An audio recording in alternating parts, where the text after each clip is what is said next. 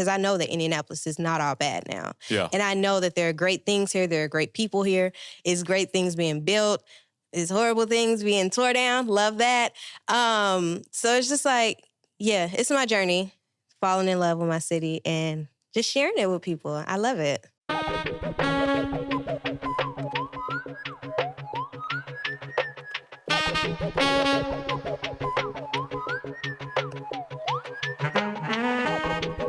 We're good? You all ready? You good? Ready? Good. All right, ready? All right.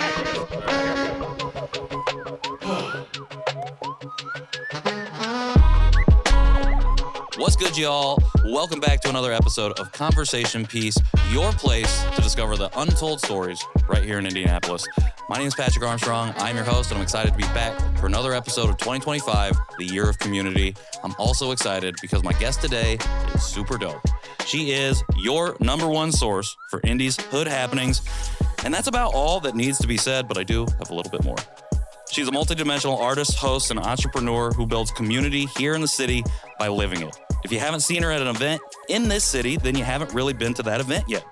She approaches creation and business with intention, all the way down to repping Indianapolis in a way that many say they do, but few actually do. Beyond the personality that we see on social media or out and about in Indy, she's just an absolutely cool human being that I feel very lucky to know. So, without further ado, it is my great joy and privilege to welcome Precious Jewel to the show. Oh my goodness. Thank you so much for joining me. That was good. Thank you. Okay, it's giving Nardwuar, like you did your digging. I love it. I think Nardwuar might be the highest compliment I could ever receive Really? as an interviewer. So, yeah, I feel like I do 6% of the digging that he does. Okay. But yeah, I appreciate that. Thank you. Well, for I that. haven't met Nardwuar yet, so. One day. Once we have that talk show, or once you have that talk show Exactly. up and running. Okay, so I want to start here, which is I'm assuming is a conversation that you probably had a number of times with a number of people. But I think something really interesting about names is like what it means to claim or reclaim a name as part of your identity. For me, as an adopted person, my parents kept part of my given Korean name as my middle name, and I hated it for a long time. Yeah. And it wasn't until I was 32 that I started to like reclaim that. And so I wanted to ask you, when did you first start going by Precious Jewel, and what was the decision making behind, like, was it an act of reclamation? Was it an act of claiming something of your own? What was that journey like? First of all, I hated my name. I really did not like my name. I would go by everything but my name. I live by a nickname. And like even in school, I'd be like, oh, my name is Skylar. Where did that come from? Your guess is as good as mine. But Yeah. I'd be like, oh, call me this or call me this, call me this. And then eventually I started going by Precious. Okay. Just because that's my first name, you know? Sure. But I hadn't really embraced my full name until 2021, I believe. Okay. And that was when I kind of said that I was done with, I said that I was done with anxiety. And I was like, I'm going to live life. And in 2021, I lost my brother to gun violence. And I was like, life is short. I'm going to go out. I'm going to do the things. I've been living with anxiety. I'm going to get outside. And it was just like a new me was born. So I was like, yeah, call me Precious Jewel. Precious Jewel. Precious Jewel. And even then, like, I hadn't fully embraced it. Sure. Like, I was married and I was still, oh, I'm Precious Norris. I'm Precious Norris. And that, yeah, looking back, it's like, oh, wow, I really got rid of a lot of me. Sure. But eventually, and I think even more with splitting from him, I was like, Precious Jewel. And just here lately, I'm like, give me my last name back. I am Precious Jewel Henson, right? Okay. You know, I really love Precious Jewel. And my mama ate with that name. Yeah. And it's like really just like everything that is supposed to happen happens. She was going to name me Diamond Monique. Would I be the most Diamond Monique? You know? No, Right. the most Yeah. Precious Jewel. It just fit and everything just works out. And she gave me so much content with my name. I can like flip that any type of way. So it's just like really dope. And I love my name so much. I love it too. I think it's I don't want to just gas it up too much, but it feels very iconic. Like it's a name absolutely. that you don't forget. Absolutely. And it's even if you don't know maybe the context of where you're hearing it, you're like, that's like, what is this? Like I need to tap into this and figure out what's going on here. I appreciate you sharing that, especially this idea of I'm going to step into and live as my full self, or at least the approximation of whatever that is that I know it to be at this time. Can you talk a little bit about stepping into that version of you as Precious Jewel, and like what were the feelings that you were having as you started to make this shift? It was scary. Sure. It was very, very scary. I started a business. I was selling soaps, and I don't know. At first, like I never corrected people. Like at this point, I wanted to be called Precious Jewel. Yeah. But I was like, oh, they're just saying Precious. That's fine. Like, that's okay. And then it came to a point where we started the blog, and I was just like, no, it's Precious Jewel. Say the whole thing. you know, like a pimp named Slickback. Say the whole thing. For sure. But it was beautiful. Yeah. It was beautiful. It was scary. It was new. It was just a lot. It was all the things. It was so beautiful. I cried a lot. Just because I feel like God always pivots me. Yeah. Like I'm always pivoting. And it was like I went from selling soap to being a full-time artist, being a sculptor, and then now here. And I'm like, is this the last stop? Probably not. Sure. But I'm taking it all in. But I feel like Precious Jewel is the last stop. You know, like I'm not gonna be taking on any more names. For sure. Precious Jewel is me. I am Precious Jewel. Whatever I do, I'm gonna do it as Precious Jewel. Just take it or leave it. That's the end of the show. Check us out wherever you get your podcasts. Right. I love that because I feel like it's really difficult, especially right now, for people to feel empowered to be that version of themselves and to be unapologetic about it and talk about it in the way that you just talked about it. Like standing 10 toes down, being like, this is me and I'm going to do this whether you want to or not. And whether you don't want to, that's fine, but you're still going to respect me enough to say my full name and do it the way that I'm asking you to do so out of respect. Yeah. And I appreciate that because we need more modeling of that, especially, again, right now in this moment where it feels like you have to be a certain way, and if you're not that way, you're now over here on the margins. Exactly. I mean, not that we haven't always been on the margins, but to see someone living that full, authentic version of themselves, I think, is incredible. So thank you for doing that. You talked about doing soap, sculpting, a lot of the things that you've been involved in. Yeah. I said at the beginning, multi-creative, like you do a lot of different stuff. Do you remember your first creative expression, the first time that you were like, just expressed yourself creatively? I don't know the better way to ask that question. I remember making my first soap. Horrible. Absolutely horrible. Like trash. I should not have been doing that. But, you know, you got to start somewhere. You're bad at everything at first. But I remember that it was during quarantine. We were stuck in the house. I got a little stimulus check. I was a stay-at-home mom. Sure. And I was just scrolling Facebook all day long, and I saw this lady making soap, and I was like, oh, I can do that. So I ordered all the supplies on Amazon using my little stimulus check. And I made my son some breast milk soap. Okay. And it was trash. I didn't know what I was doing for real. It was like, it had rose petals in it, which nobody told me. Well, I didn't know, like, you couldn't use botanicals in learning experience. It was trash. It was. And look, I can't emphasize that enough. But it felt good. Sure. Like, it felt really good. Like, up until, I won't even say then, because even then I didn't really feel artistic. Okay. I just felt like I was doing something and I wanted to show people. Yeah. I look back at that picture every year on Facebook. Okay. Trash.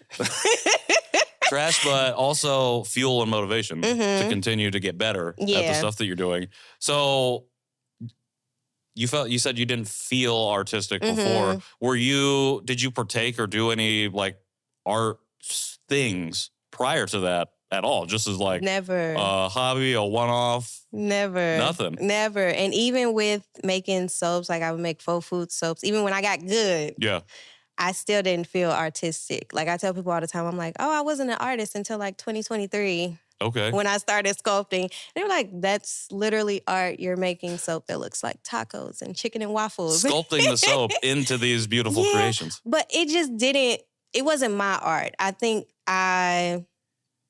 it's not what I knew I wasn't going to be there for the rest of my life. Sure. It was just like a thing. It was like a thing I was good at. Yeah. So like I can braid hair, but I'm not a braider, you know? Like, but it kind of felt like that. And then when I got into sculpting, that's when I was like, she's an artist. What took you, I think it seems like creating and making soap and then sculpting, it's almost a natural progression. Do you remember what piqued your interest in sculpting that led you to be like, okay, I'm going to sculpt now? No, absolutely not. Like it was literally just like a moment thing. Like so the soap business, it was doing really well. I had a storefront. It was a 6-figure business. I had employees, all of this stuff. And one day, God just literally dropped. It was literally a God thing. Like I don't know how else to describe it. It was just like I had never been interested in sculpting, didn't know the first thing about sculpting. And I was like, I feel like sculpting today. And I was like, I just want to make something. I don't know, make a saxophone out of soap, like a life-size saxophone. Well, it wasn't initially out of soap, but I was just like, okay, am I going to go buy clay? Right, or use this material that I have here. Right, and I was like, let me finesse this soap a little bit and made it moldable. And that was just like the end of it. Like my first sculpture I made was a life-size saxophone. And at the time, my favorite artist was Masego. Okay. And I was just like, yeah. And my best friend was like, oh, you got to show him. So like I posted it and he saw it. And then like a few weeks later, it was like, oh, Masego's coming to Indianapolis. So I ended up giving that saxophone to Masego. Wild. Yeah. That is wild. So it's making me think about, so we just recently talked to Ron Williams. He owns the Nate Red clothing right across the hall here. And he had a similar situation where he said he made a shirt for an artist and it was like the last $40 that he had and he spent it to make this shirt. And he said his wife like didn't understand what was going on, but that shirt ended up finding its way to that person, which then launched what eventually has become this business now that can be a storefront in the Studs and have tons of inventory. And I think it's just wild. It's like, you're just like, I'm going to sculpt today. Yeah. And then the first thing that you decide to end up sculpting becomes something that propels you, I'm assuming, to continue sculpting. How do you, as just a soap maker, go from making soap to sculpting? Who are you learning from? What's the process of like a non-sculptor to becoming a sculptor who is now has pieces being given and sold to artists across the world? What does that look like? How did that happen? It was a trial and error, definitely, because nobody else was soap sculpting. All right. So That's like, what I'm saying.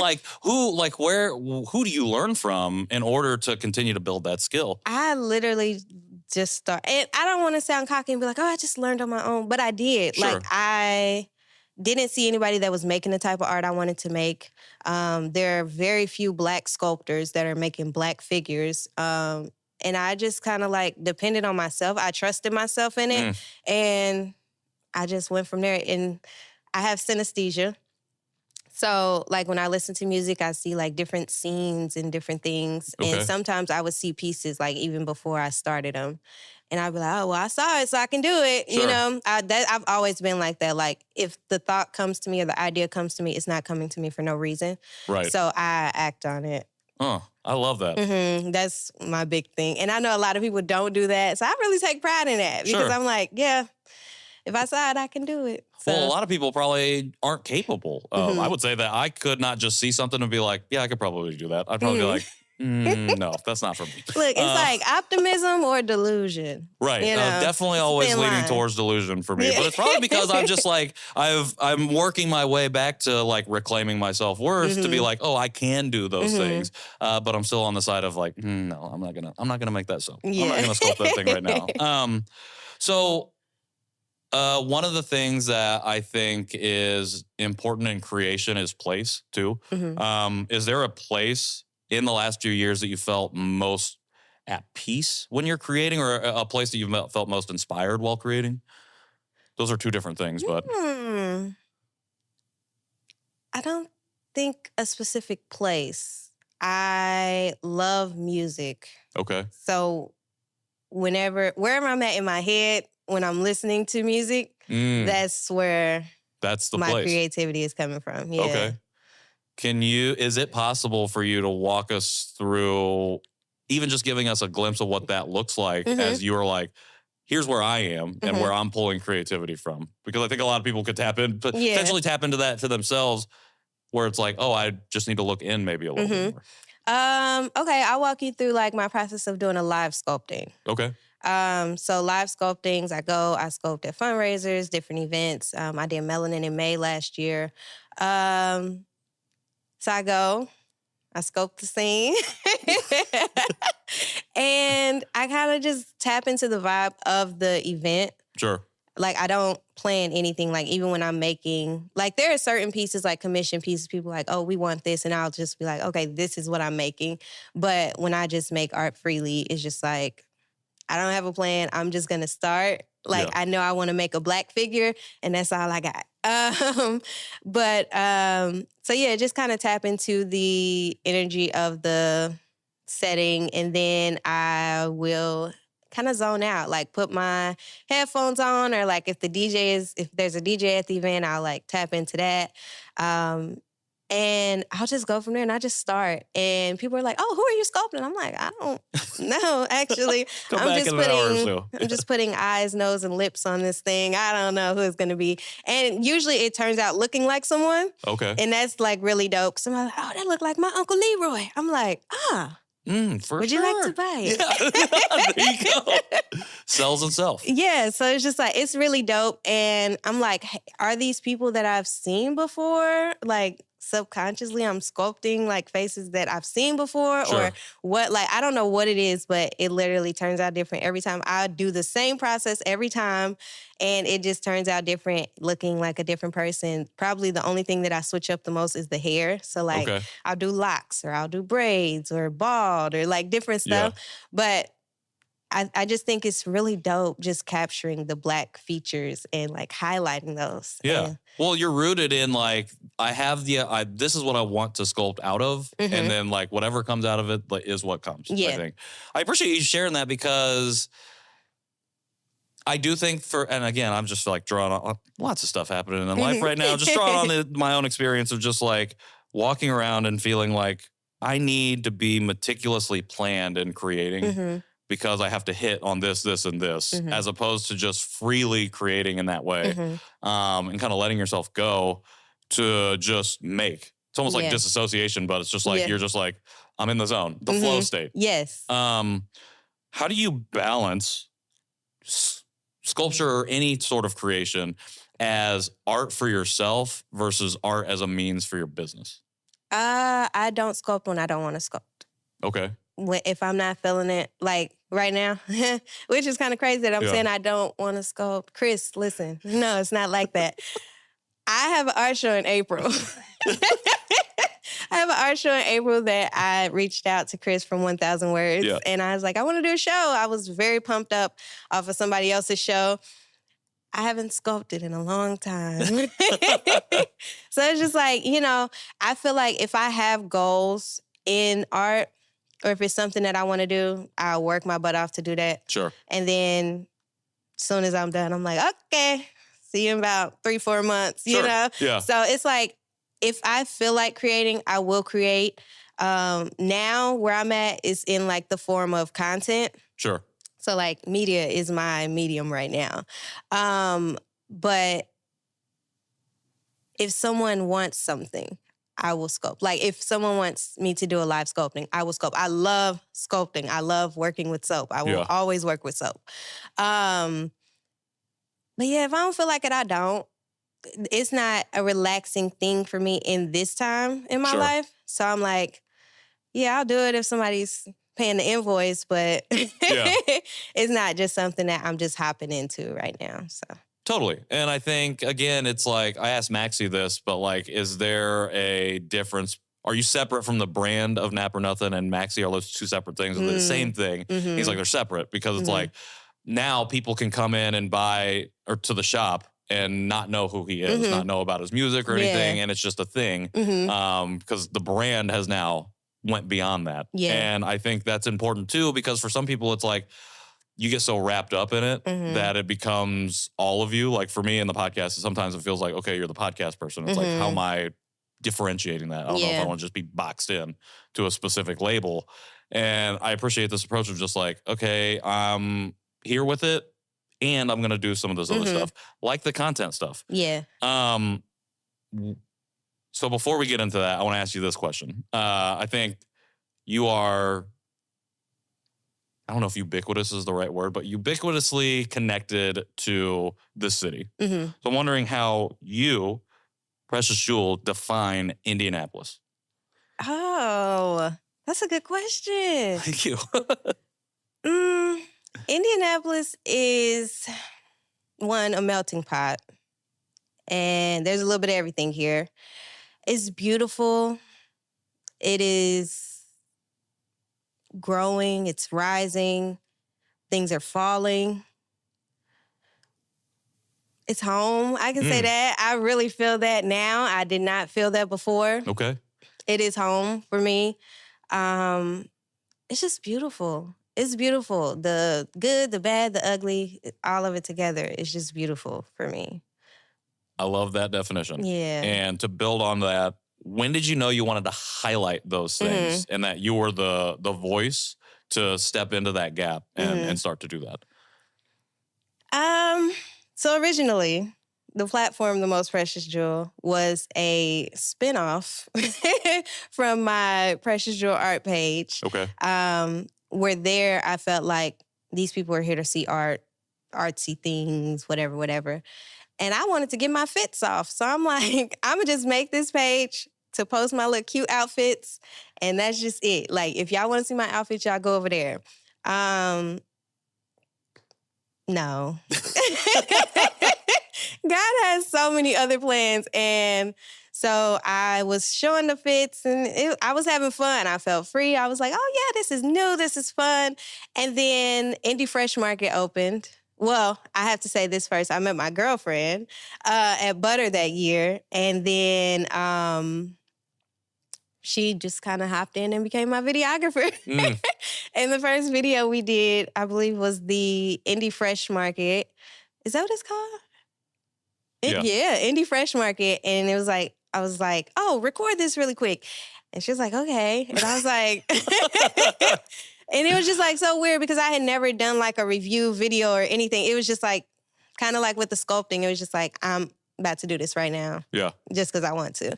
And it kind of popped off. And just from there, it was like, wow. But I really decided that I wanted to highlight Indy when I started coming more into myself, who I am now. I feel like between 2021 and now, a lot transpired. I told you I lost my brother to gun violence. And at that time, I was just like, okay, I'm going to get out and live.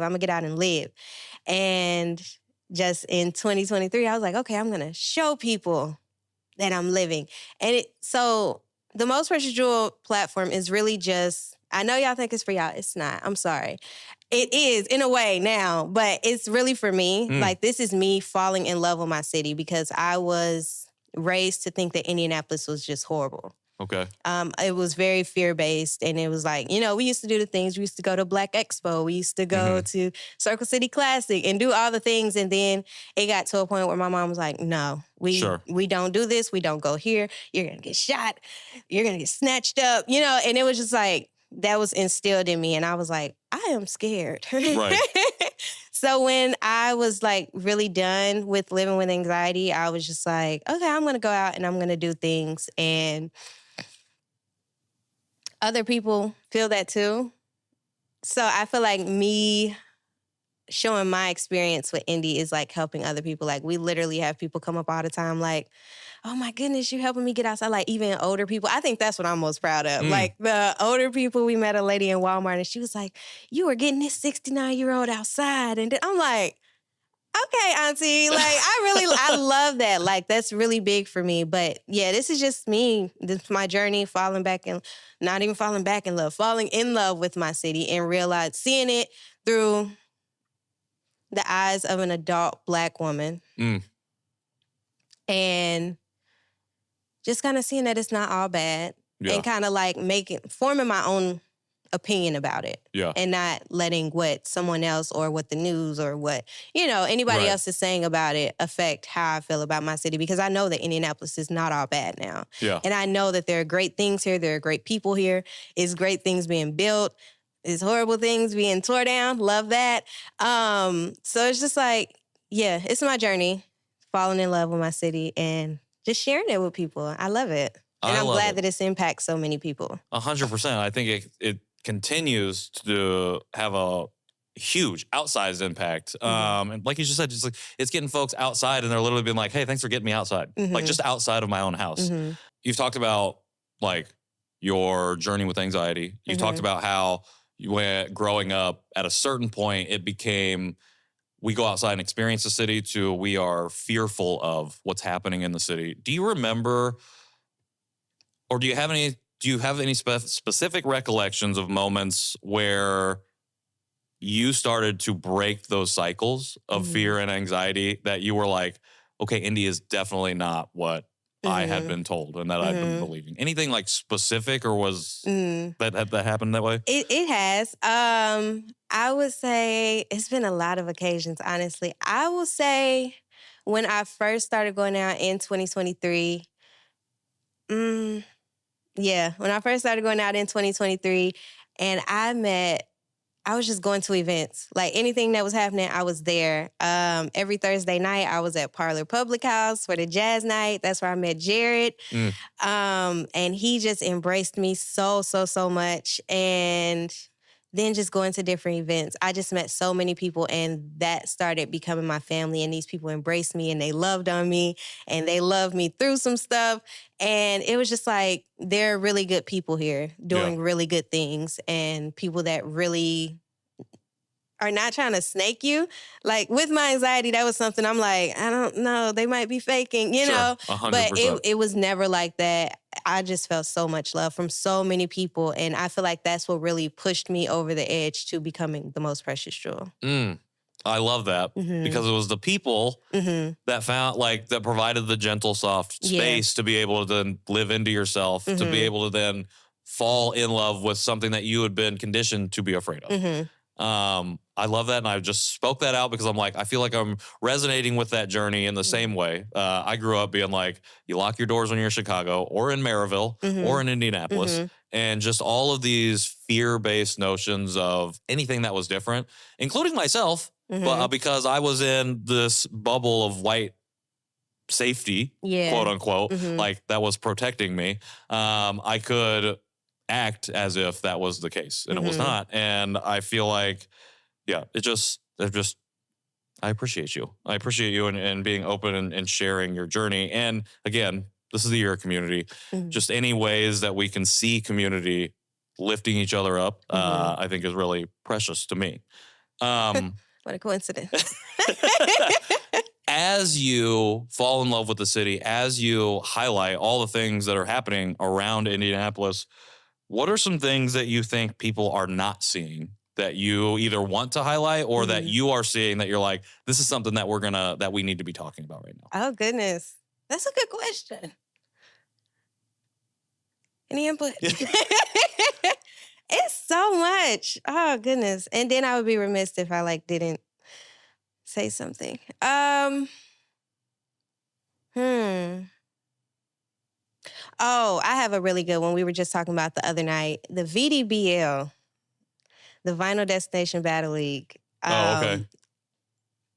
We went to their awards ceremony, and they are building a nice community. It's really dope to see. We've been to a few events and different things, but seeing them all together, seeing the OG DJs come in and just supporting the young ones and different stuff, and them giving flowers to the OG DJs.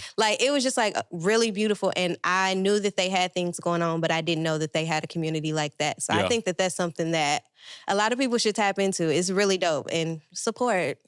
Fund. 100%. Yeah. I just saw, I feel like, some post or something coming about that party, and it looked fire. It looked like a great time. It was really dope. It was beautiful. They were all dressed up. I was like, oh my goodness, this is really beautiful. It was, I won't say surprising, but it was just I didn't know y'all was doing this like this. Like, Sure. I knew that y'all existed, but I'm glad that they invited us in and we got to, see what their community was all about. And it was all love. Like, it was really dope. Like, they were all up there. And it was just like really dope. So I loved seeing them together and loved seeing all of these Black men coming together and just uplifting each other and mentoring each other. It was just like really dope. And I know that they do like classes and stuff for like kids and different stuff. So that's really dope.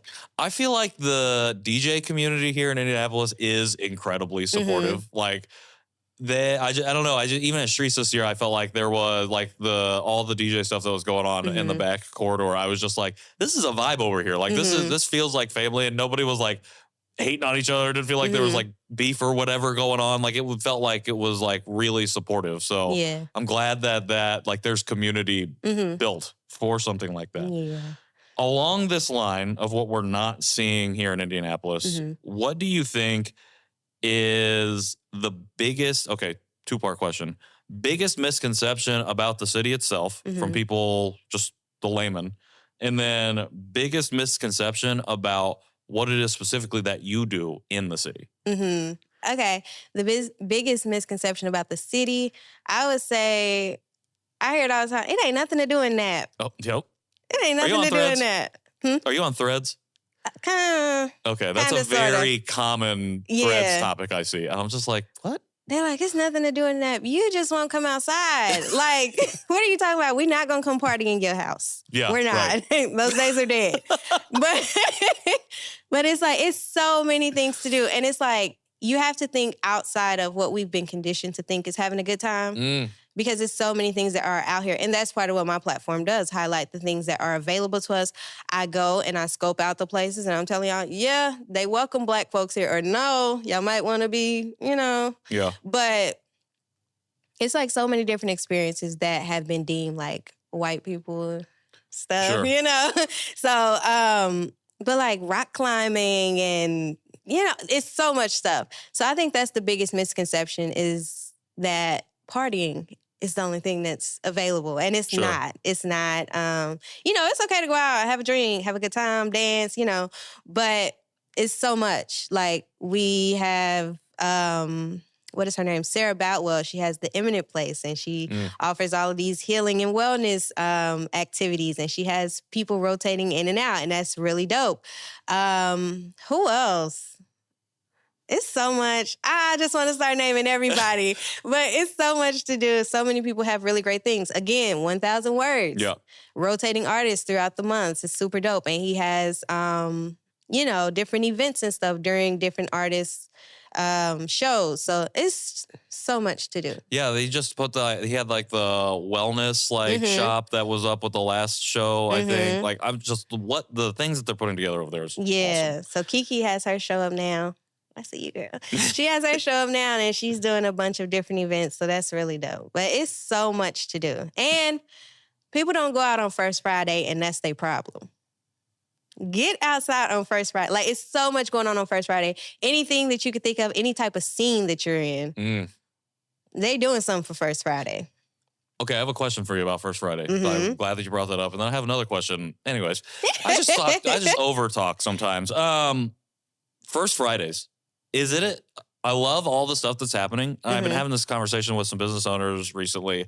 Is there too many things happening now on First Fridays? Absolutely. What do we do about, or what, from your perspective, what could we do about better coordinating what's going on First Fridays? So that way everybody's eating and everybody can, I don't know, just, Somebody got to give it up.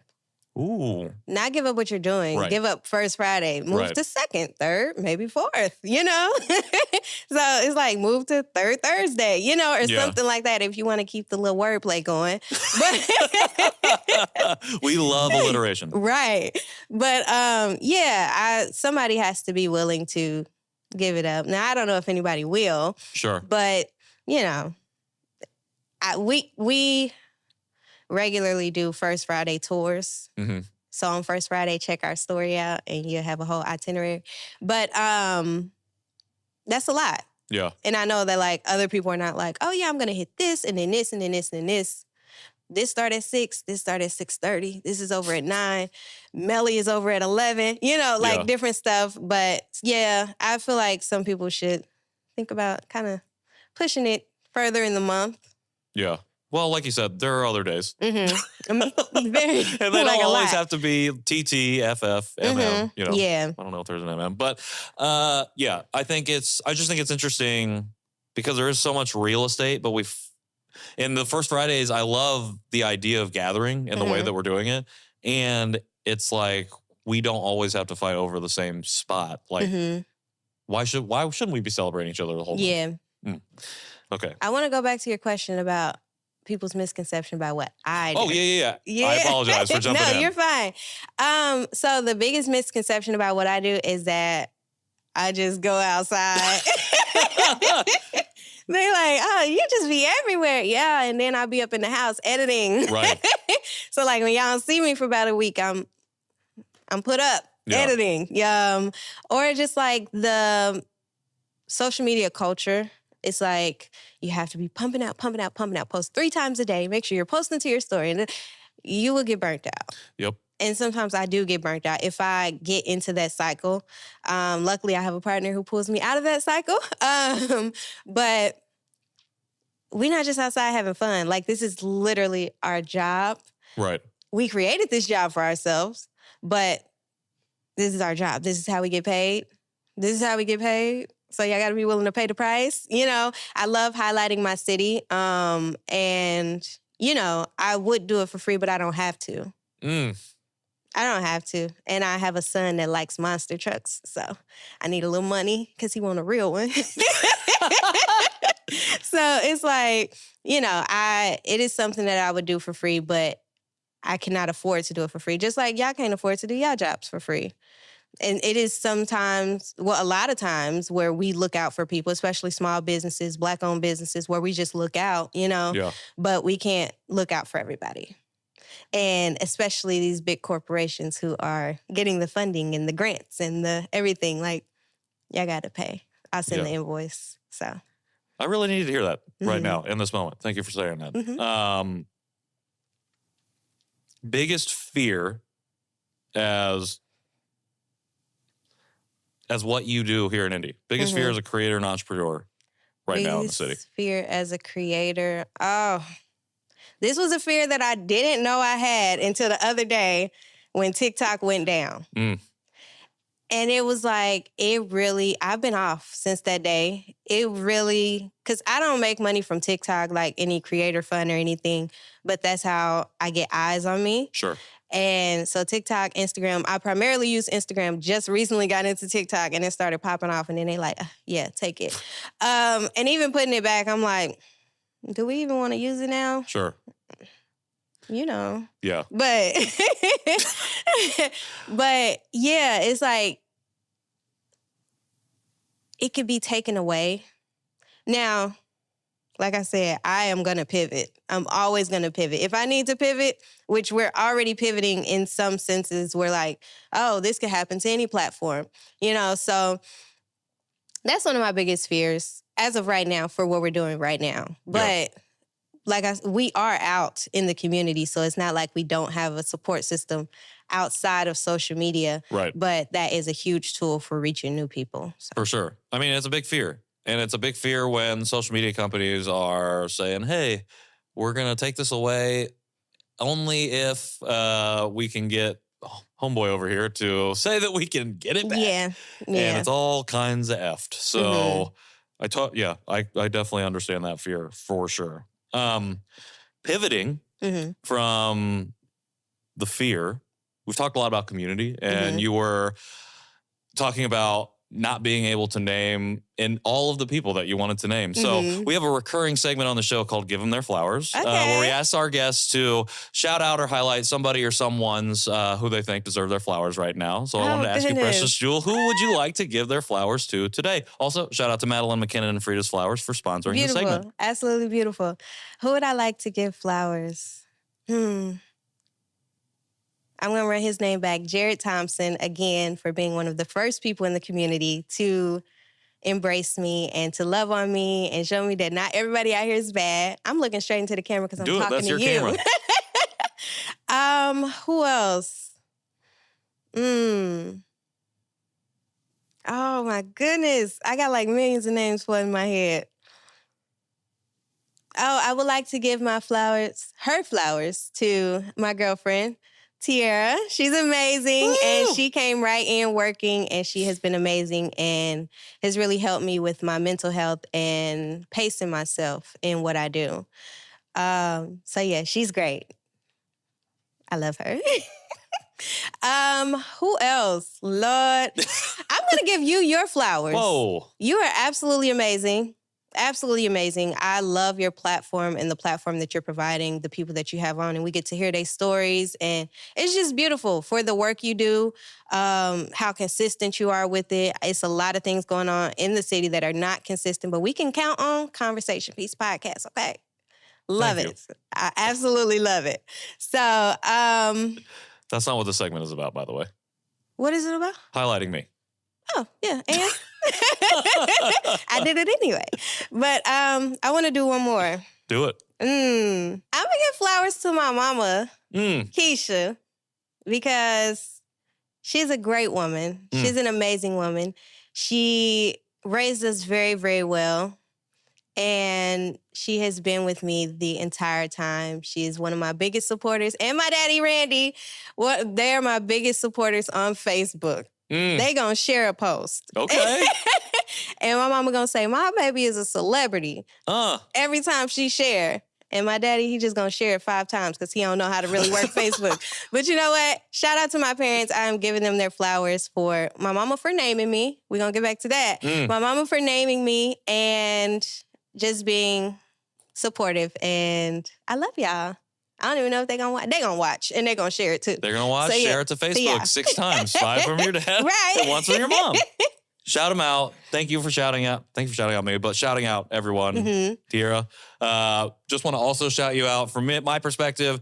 First off, you came and did some promotion for the 100th episode. Thank you for that. And y'all actually came to the show, and I saw y'all get to work, and I was like, and then after we met and talked a little bit more, I'm like, that's like goals right there. To be able to work together in this way and also have someone who can ground you and bring you back down to earth whenever, shit's getting too wild. So it's beautiful. I love her. 100%. Well, thank you for that. Shout out to Madeline. Shout out to Frida's Flowers. Go to fridasflowersindy.com to get your floral needs taken care of in 2025. As we kind of wind down here, I think one of the themes of this episode has been doing what you're called to do and like go out and do it. Just go out and do what you're called to do. Whatever the moment is, whatever the time period is, like if you have the means, the ability, opportunity to do it, do it. Even if you don't have the means. Okay, even if you don't.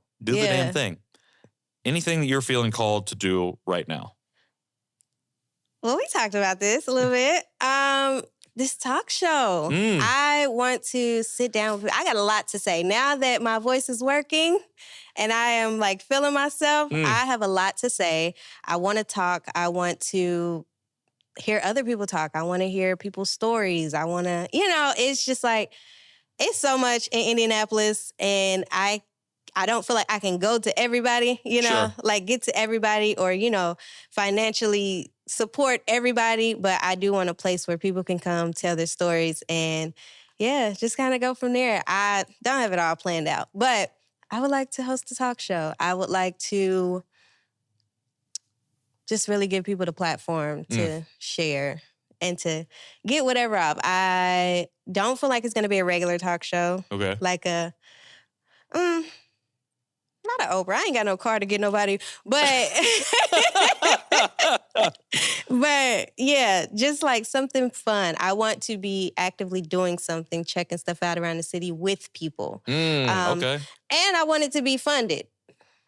Gotta be funded. So we need sponsors. Gotta be funded. Gotta be sponsored. Yeah. Yeah. Okay. Top 3 names that didn't make the cut for your talk show. Oh. I don't want you to give away the name of the of Okay, it now. so I won't give away the name. As we develop, but do we even have a set name? I feel like we've had some names. So I'll give you some of the names that we've had. One of them was like, well, this is our YouTube segment name, which I don't think I want to carry it over to the talk show, but Dropping Gems with Precious Jewel. Love that name. That's Don't a great steal name. it. Great name. But let's see. It was something like Gemstone Diaries. ChatGPT be kind of tripping sometimes. They be kind of tripping sometimes, but we do have a new segment coming up on the blog. Okay. That y'all be hearing that name soon. But you know, like I said, we could do so much with this name. All types of gems and opals and truly garnets and, you know. 100%. So it could just be the most precious jewel show. Exactly. I like it. Me too. I'm excited for it. Thank you. Okay, I have just a few more questions for you as we I'm get ready to having wrap fun. up here. I'm having a great time. Thank you again for coming and doing this. As you continue to develop and continue to create and do more things, what is something that you would love to see for the city in 2025? What's something that you want to see happen for us, for what's going on in the communities here in 2025? Maybe not even that. What's something you would want to see us do differently in 2025? I was going to say something that would have caused some controversy, so I'm going to keep that for my story. But I would like to see artists supported in a healthy and equitable way. I'll say that. I like it. In a truly equitable way. Do you mind if I ask you, can you define that for folks who probably don't know what that means? Or think they understand, but they probably don't? I would like artists to be allowed the space to just be artists, one, and to really have a chance at these bigger opportunities, these public art spaces and pieces and things, without having to pledge allegiance to one group. I think that is a not unreasonable ask of organizations in the city, of the city itself, and of the communities that, you know, build and create these organizations. Yeah. I appreciate you sharing that. Of course. You can elaborate more if you want, but you don't have to. No, I think that's a nice period Catch me on my story. All right. So in that same vein, for like what you want to see, and we've talked about one piece of advice for young folks who want to do something is just go out and do it. Other pieces of advice for young creatives navigating art spaces in the city. What do you have? What do you want to share with them who see you, Precious Jewel, and go, I want to do that. How do I do that? Apart from, in addition to going out and doing it. Yeah. Well, don't aspire to be like me. Be yourself. Like, really, be yourself. Like, you are you. Nobody else can be you. And that's so cliche. They'd be like, oh, that's your superpower. No one else can be you. But it really is. It's very true. Do I feel like anybody could take my space? No. They could do what I do, exactly what I do, but they can't be me. Nope. You know? So definitely just be yourself. Don't change for anybody. If you want to change, change. If somebody wants you to change, don't change. Don't change. You know? So it's just like, be yourself, stay true to who you are, create what you want to create. And even if your audience is not in Indianapolis, your audience is out there somewhere. So. Fire. Snaps. I'm here for it. Your audience is out there somewhere. You are not alone. You might be isolated, not alone. And there are people out there, your community is out there for you. Hopefully you find them. And hopefully if you can't find it for whatever reason, folks like us or folks like the people creating right now can bring that to you, facilitate that for you in some way.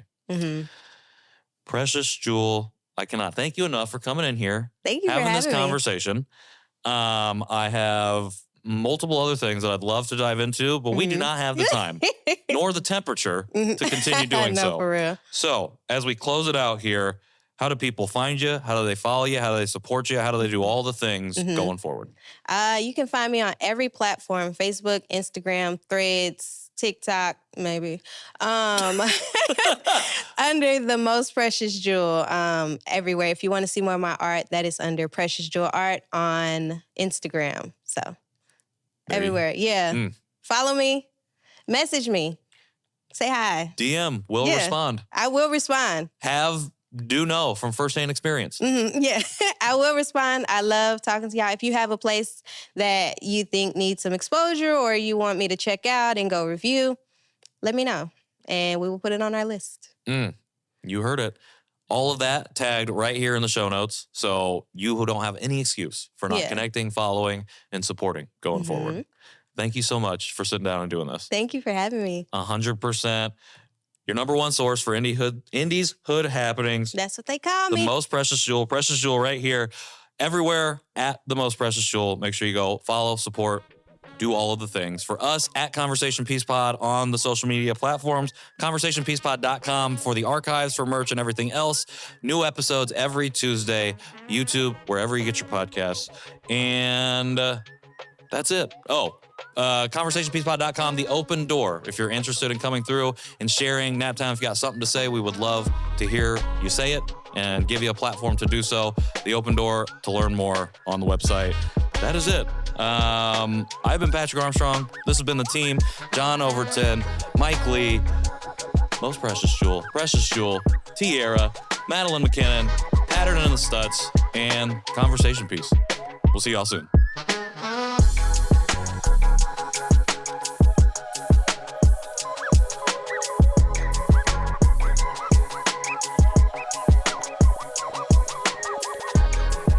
Good? You all ready? You good? Ready? Good.